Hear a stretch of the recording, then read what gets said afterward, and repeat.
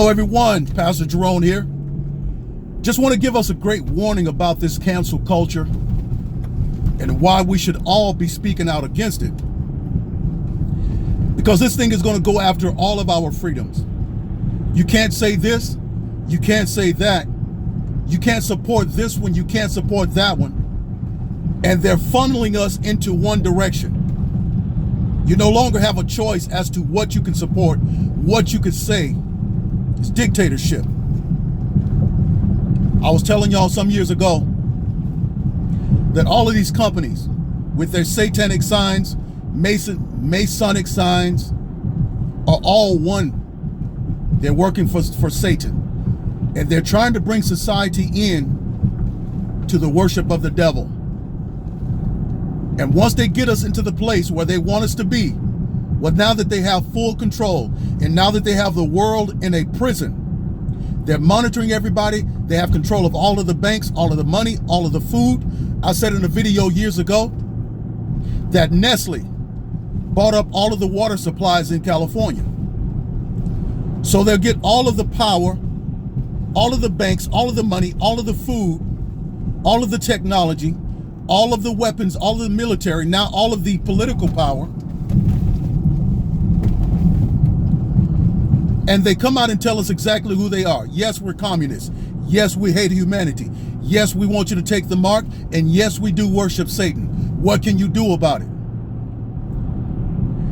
And whether you like President Donald Trump or you hate him with all your heart, if they take away the freedoms of the President of the United States, the most powerful man in the world, what's going to stop them from taking yours?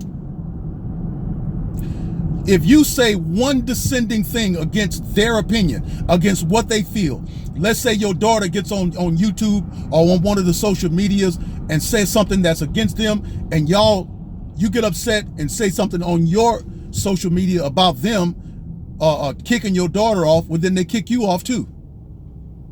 This thing that you see happening to the president and to those of us who are conservatives who support President Donald Trump, don't think it's not coming for you.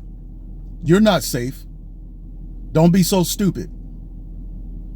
They're going to come get you. It reminds me of Acts chapter 4. I want y'all to read Acts chapter 4. It's a good read, and also Acts chapter 5 is the same thing. They were trying to stop the disciples from preaching in the name of Jesus, that you cannot teach in his name. They threatened them. In chapter 4, they were threatened to not preach in the name of Jesus. But in chapter 5, they were beaten because they taught in the name of Jesus.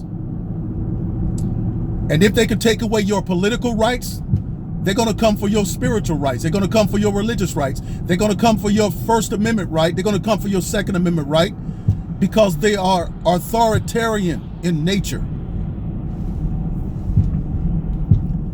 I just cannot believe how simple-minded and how gullible and deceivable people are in America.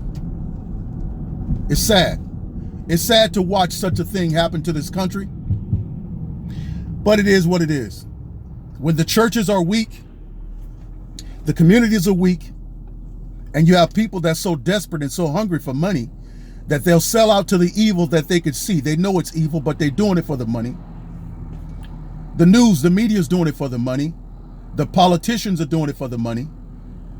The gatekeepers are doing it for the money, but they know evil is there. They know what's behind the curtain. You don't know because you're being deceived by those very people that I just mentioned. The media, the politicians, and the gatekeepers. But those of us who have sight beyond the natural sight and hearing beyond the natural hearing, we know it's deception. We know it's evil.